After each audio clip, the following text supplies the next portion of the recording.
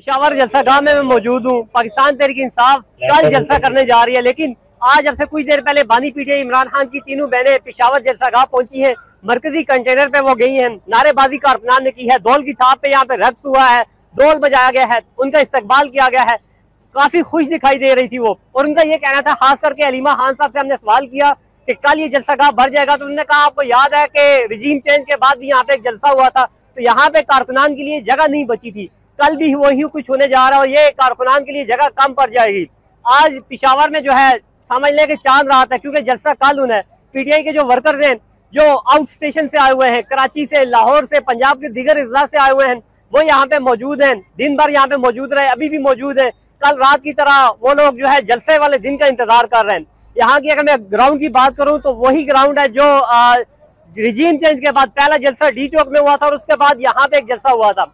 फिर 26 नवंबर के बाद पेशावर में आज पहला जलसा होने जा रहा है, और ये कॉल इंतहाई अहमियत की हामिल इख्तियार कर गई है। वो इसकी वजह ये है कि बानी पीटीआई इमरान खान की जानिब से ये कॉल दी गई है।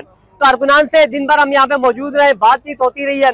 अभी यहाँ पे बात करेंगे जो आजाद राय, क्योंकि कुर्सियां कितनी लगी है, मरकजी स्टेज की क्या सिचुएशन है, पीटीआई के जो अंदरूनी इख्तलाफात थे वो तो खत्म हुए हैं, क्योंकि गुज़िश्ता दिनों वज़ीर आला हाउस में एक इजलास हुआ है जिसमें जुनैद अकबर और वज़ीर आला गंडापुर जो है वो बिल्कुल साथ बैठे थे। पब्लिक अकाउंट कमेटी की जो चेयरमैनशिप थी उससे इस्तीफा देने के बाद जुनैद अकबर ने यह कहा था कि हम जो है अब ग्राउंड में आएंगे, वर्कर के साथ होंगे और खान की रिहाई के लिए काम करेंगे। तो अब देखना यह है कि वो काम हो रहा है या नहीं, क्योंकि कल का जो जलसा है कारकुनान शायद ये सोच रहे हैं कि कल कोई एहतजाज की कॉल दी जाएगी, लेकिन उस तरह की कोई खबर जो है वो मरकजी क़यादत की जानिब से नहीं दी जा रही।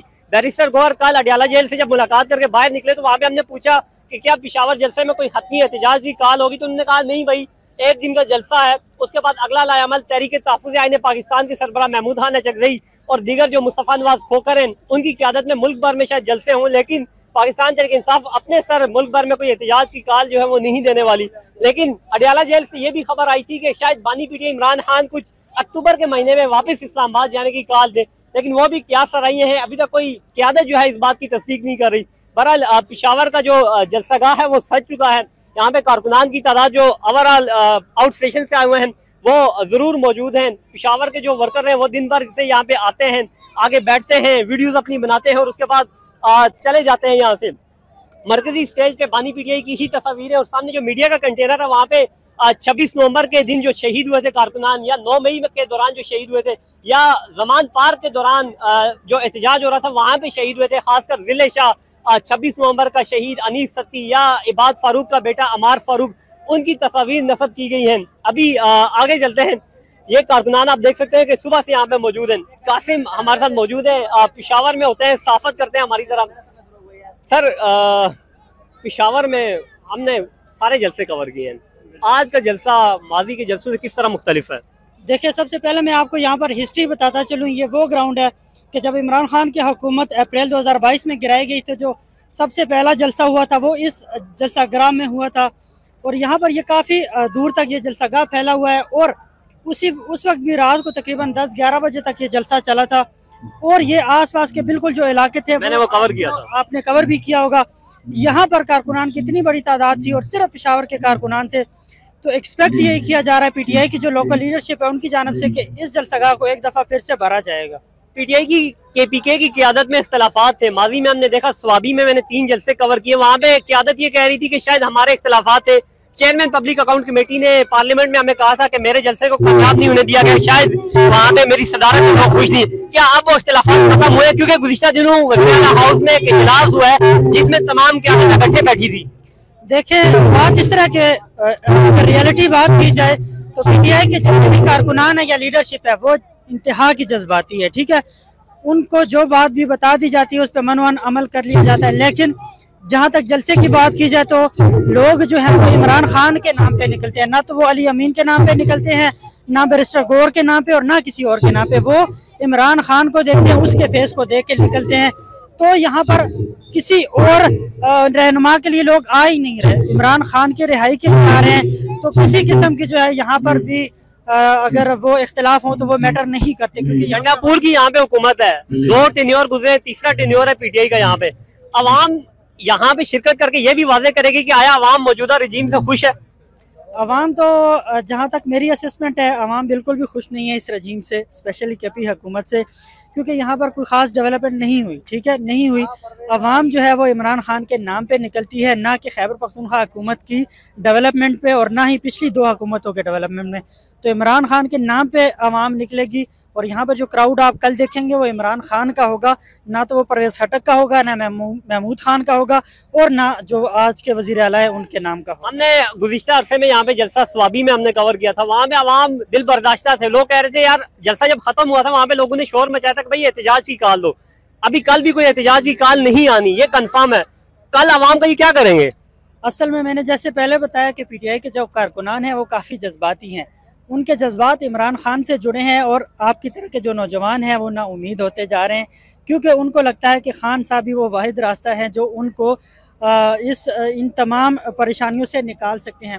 लिहाजा जो वो कारकुनान है वो चाहते हैं कि लीडरशिप कोई सीरियस किस्म का जो तहरीक है या जलसा है वो शुरू करे, और स्पेशली ये अडियाला जेल का बार बार कारकुनान जो है वो नाम लेते हैं, वो इसलिए लेते हैं क्योंकि उनको लगता है कि खैबर पख्तूनख्वा के आवाम तो ऑलरेडी इमरान खान के साथ है।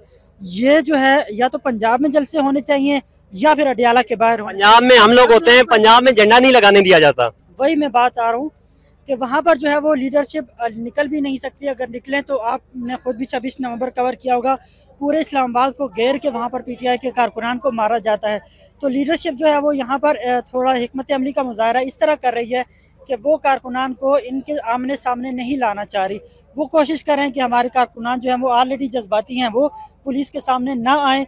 अगर वो आएंगे तो झड़प होगी, और दूसरा जो एस्टेब्लिशमेंट के ख़िलाफ़ नफ़रत है, ये लोग जो हैं आपने देखा होगा 26 नवंबर को या इसके बाद पुलिस वाले जब शेलिंग करते हैं पीटीआई वर्कर्स के ऊपर, और पीटीआई वर्कर्स जब आगे से फिर रिटेलिएट करते हैं तो वो नहीं देखते आगे के किसको कहाँ पर लग रही है, वो मारते हैं। ठीक है, आखिरी सवाल मेरा, केपीके में जो दहशतगर्दी हो रही है, केपीके में जो ऑपरेशन हो रहे हैं, उसका इम्पैक्ट कल इस जलसे पे पड़ेगा? थोड़ा सा लगता है कि पड़ेगा, क्योंकि अवाम के जो जज्बात है वो ये चाहते हैं कि पीटीआई उन ड्रोन हमलों के खिलाफ, ये जेट बमबारी जो हो रही है उसके खिलाफ, वो चाहते हैं कि केपी हुकूमत खड़ी हो और पीटीआई की जो लोकल लीडरशिप है वो खड़ी हो, लेकिन वो नहीं खड़े हो पा रहे। स्पेशली जो बैरिस्टर सैफ हैं या दीगर जो हुकूमती अरकान है वो इस तरह के बयानात देते हैं जैसे उनको कुछ पता ही नहीं है, वो जैसे घर के अंदर बैठे हैं और बाहर उनको पता ही नहीं कि क्या हो रहा है। तो कारकुनान जो है पीटीआई के जो नजरियाती वर्कर हैं वो काफ़ी हद तक नाराज़ हैं यहाँ की हुकूमत से। अडियाला के बाहर हम होते हैं, पार्लियामेंट हाउस में हम होते हैं। पार्लियामेंट हाउस में जब हम सवाल करते हैं कि केपीके में आपकी हुकूमत है, आपकी हुकूमत में ड्रोन हमला हो रहा है, आपकी हुकूमत में दहशतगर्दी हो रही है, आपकी हुकूमत में ये सब कुछ हो रहा है, आप निकलते क्यों नहीं है? आप आगे इस्लामाबाद में जो कमेटियां हैं उनसे रिजाइन तो देते हैं, लेकिन आप पार्लियामेंट के आगे आके धरना दें, आप जो है सीएम हाउस के आगे धरना दें, आप प्रेसिडेंट हाउस के आगे धरना दें, लेकिन कहा यह जा रहा है कि हमें वहाँ पे गोलियां मारी जाती है। और ये यकीनन दुरुस्त बात है। 26 नवंबर में मैं वहाँ पे मौजूद था, रात को 4 बजे तक हम लोग वहाँ पे कवरेज कर रहे थे, गोलियां मारी गई है वहाँ पे, लेकिन पीटीआई जो है बार बार पेशावर में ही जलसा कर रही है। उसकी भी रीजन यही है कि पीटीआई को पंजाब में झंडा नहीं लगाने दिया जा रहा, पीटीआई को पंजाब में कार्नर मीटिंग नहीं करने दी जा रही, अडियाला के बाहर पीटीआई को जो है प्रेस कॉन्फ्रेंस नहीं करने दी जा रही। गो के कल इस्लामाबाद हाई कोर्ट में पीटीआई को प्रेस कॉन्फ्रेंस भी नहीं करने दी गई, लेकिन पेशावर में कारकुनान उसी तरह पुरजोश है, जोश और जज्बे के साथ यहाँ पे आए हुए हैं। और ये खुशफहमी में है मेरे ख्याल से कि हमें एक मरतबा फिर इस्लामाबाद जाने की कॉल आएगी, लेकिन अली अमीन गंडापुर ने 3 महीनों का टाइम तो दिया था, 90 दिन का, लेकिन वो भी गुजरने के करीब है। अभी तक उस तरह की कोई इतलात नहीं आ रही, लेकिन कल यहाँ पे क्या होता है, क्या अगला लायामल आता है, वो तो कल ही पता चलेगा।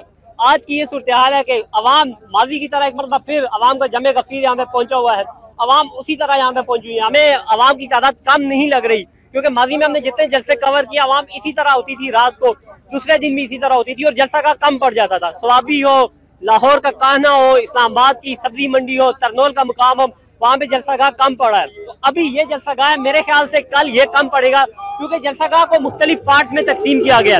कारकुनान की तादाद आज जिस कदर है, पंजाब से लोग आए हुए हैं, कल ये तादाद कम पड़ेगी कुर्सियों की, अवाम बाहर होगी, लेकिन कारकुनान फिर कल एक मायूसी लेके जाएंगे कि हमें एहतजाज की कॉल नहीं दी गई। ये पेशावर की तादाद थी।